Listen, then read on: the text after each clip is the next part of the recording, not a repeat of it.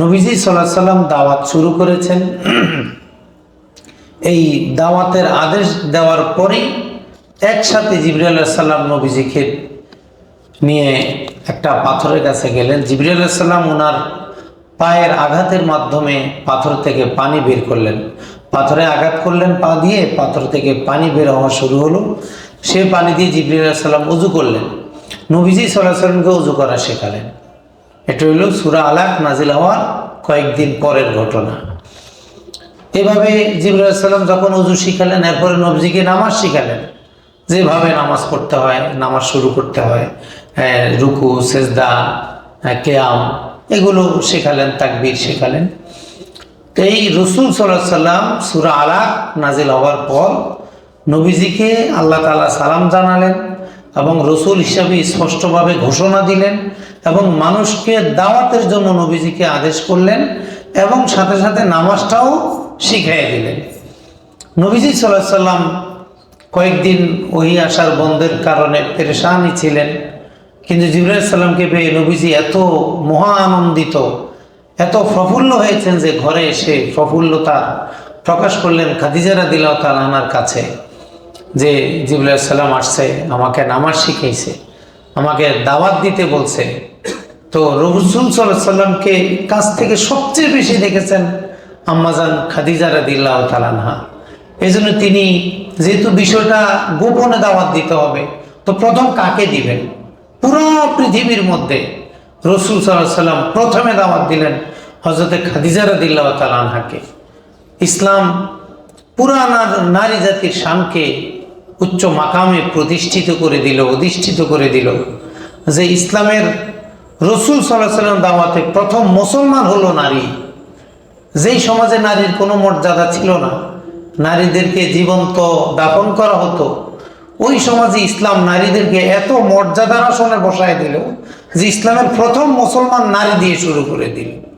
খাদিজা রাদিয়াল্লাহু তাআলা আনহা নবীজি সাল্লাল্লাহু আলাইহি সাল্লামের সেই তাওহীদের ডাকে সাড়া দিলেন, কালেমা পড়লেন এবং নবীজিকে জিবরাইল আলাইহিস সালাম যেভাবে নামাজ শেখালেন, নবীজি সাল্লাল্লাহু আলাইহি সাল্লাম খাদিজা রাদিয়াল্লাহু তাআলাকে সেভাবে ওযু এবং নামাজ শেখালেন।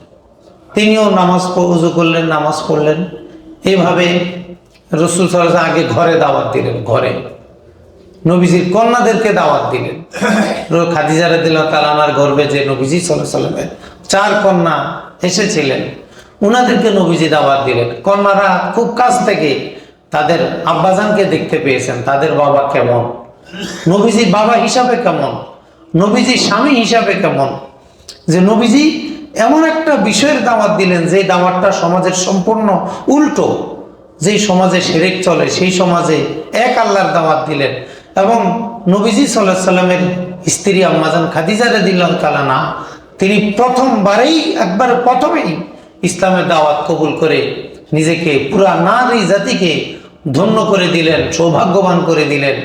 নারী জাতির মর্যাদা কিয়ামত পর্যন্ত ইসলামের প্রথম বাহক হিসাবে তিনি প্রতিষ্ঠিত করে দিলেন।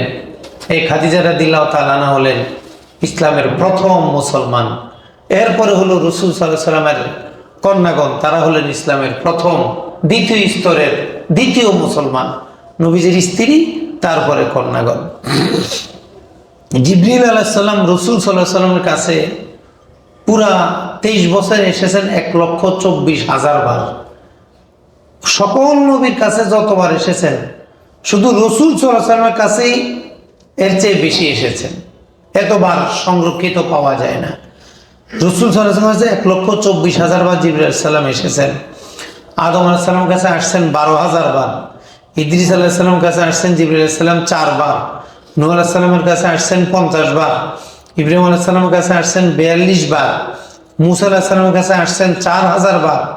ঈসা আলাইহিস সালামের কাছে আসছেন 10 বার। তো রাসূল সাল্লাল্লাহু আলাইহি সাল্লামের ধর্ম ইসলাম যেহেতু সর্বশেষ ধর্ম, এই জন্য ধর্মের টুকিটাকি, ছোটোখাটো, ছোট থেকে ছোট, বড় থেকে বড় সকল বিষয়কে মজবুতভাবে গ্রন্থিত প্রতিষ্ঠিত করার জন্য জিবরাইল আলাইহিস সালামকে আল্লাহ রাব্বুল আলামিনের পক্ষ থেকে 1,24,000 বার নবীজি সাল্লাল্লাহু আলাইহি ওয়াসাল্লামের কাছে আসতে হয়েছে। জিবরাইল আলাইহিস সালাম নবীজিকে নামাজ শিখালেন, ওযু শিখালেন। নবীজিও যে দাওয়াত পেয়েছেন সেই দাওয়াত অনুযায়ী তার স্ত্রী আম্মাজান খাদিজা রাদিয়াল্লাহু তাআলা আনহা এবং তার কন্যাদেরকে ওযু শিখালেন, নামাজ শিখালেন। এইভাবে খাদিজা রাদিয়াল্লাহু তাআলা আনহা, এরপরে নবীজির কন্যাগণ মুসলমান হলেন। এরপরে নবীজি সাল্লাল্লাহু আলাইহি ওয়াসাল্লাম দেখলেন তাহলে আর কাকে দাওয়াত দিব, যেহেতু গোপনে দাওয়াত দিতে হবে। কেন গোপনে দাওয়াত দিতে হবে? কারণ আমি যেই ধর্মের কথাটা বলবো, এই ধর্মের দাবিগুলো আমার সমাজে যে প্রচলিত ধর্ম ব্যবস্থা আছে এগুলো সম্পূর্ণ উল্টা। প্রথমবারে যদি আমি মক্কাবাসীদের সাথে সংঘাতে চলে যাই, প্রথমবারে যদি তাদের সাথে আমার বিরোধিতার অবস্থান হয়ে যায়, তাহলে তো দাওয়াতি কাজটা তো সুন্দর হবে না। এই জন্য দাওয়াতের জন্য রয়ে সয়ে কাজ করা, একটু রয়ে সয়ে কাজ করা, খুব বেশি তাড়াহুড়া না করা, একত্রে বেশি বিধান চাপায় না দেওয়া, একত্রে বেশি কিছু না করা।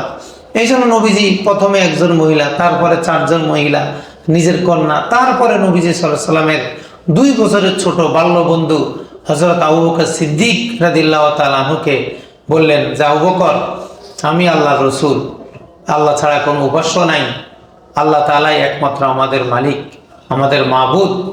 এই কথাগুলো, ধর্মের এই মৌলিক কথাগুলো আবু বকর বললেন। আবু বকর রাদিয়াল্লাহু তাআলা বিনা চিন্তায়, বিনা শর্তে রাসূল সাল্লাল্লাহু আলাইহি ওয়াসাল্লামের ডাকের সাথে সাথে সাড়া দিয়ে মুসলমান হয়ে গেলেন।